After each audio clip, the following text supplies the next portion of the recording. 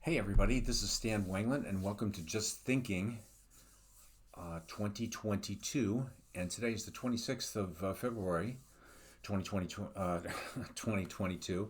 And it's a wild day it's been. I wanted to continue a few shows or continued shows intermittently that have to do with the situation in the Ukraine, with NATO, Russia, all the implications for people. And I've seen so many intelligent and passionate statements regarding this, from a whole variety of angles, concerning this particular situation. And you see the horrific, as a human being, I'm a 71-year-old psychologist sitting here watching this. I've seen quite a bit in my life, and it's very, very sad and disheartening to say the least to see what's going on. And as when I hear people trying to reason through this, there's an old model that we would use in psychology called thinking and feeling and doing. We look at things emotionally with the Ukraine. We look at things in terms of, what we can do. And then there's that thinking part, how we perceive things. And, many times when we make decisions, we get all emotional about them because we see them in terms of right and wrong. And this is a situation where right and wrong and your moral compass and all that other kind of stuff comes into the picture.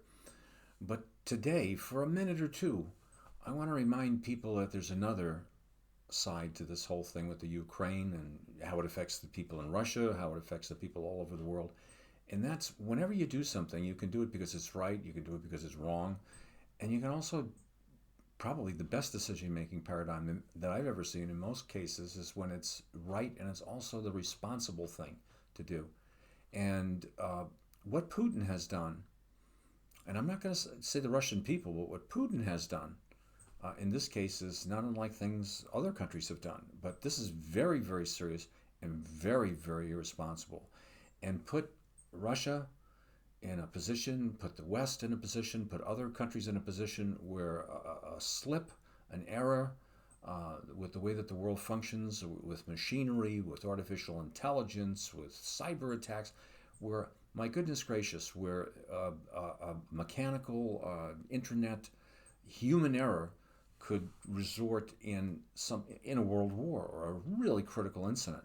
Above and beyond that, with the real issue for the Ukraine, think of the terrible, terrible situation and irresponsible thinking in the 21st century where you would just plow into a country for whatever reasons and take people. I still can't get over this, and I never have been able to in my life, to see somebody sitting and eating their breakfast or talking on the news, and a few hours later, making Molotov cocktails, or their apartment is blown up, or they're in now their whole life, and it's an industrialized society. It's the people my next door neighbors from the Ukraine.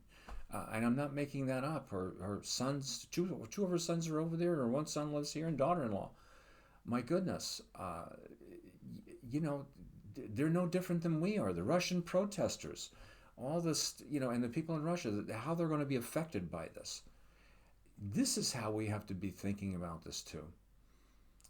I did a show last evening on the bravery of the people in the Ukraine and the correctness of their actions, the bravery of their actions, and the responsibility that they're showing towards democracy, their lives. They're willing to put their life on the line. And there's a lesson to be learned from that in terms of acting responsibly. I've heard, I was watching Bill Maher the other night on Real Time,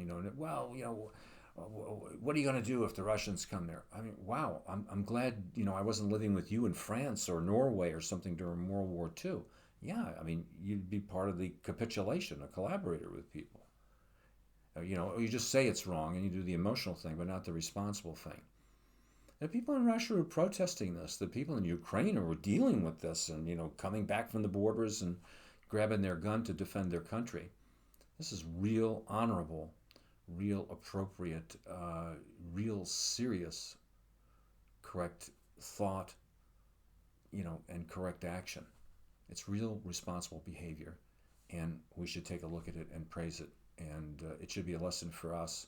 In every crisis, there's an opportunity, and there's an opportunity to look at how the Ukrainian people are handling this. I'm sure they're going to be in dire straits. It's not going to look very good for them for quite a while, but I think they're going to persevere. And, when you look at history, the bad guys, often in the beginning look like they're going to take the world by storm, and they might, and they usually wind up like Mussolini, hanging from their heels.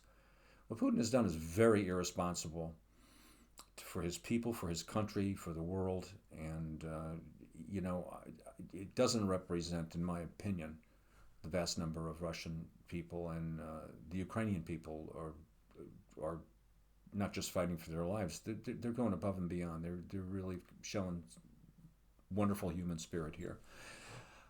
I hope you enjoyed this very short presentation. I think the more voices that speak out with them, with different interpretations of things, help us think this through. If you like just thinking, please think about hitting the like button and subscribing, and feel free to give me some feedback at swangland@gmail.com. So have a good one, and I'll be in touch with y'all real soon.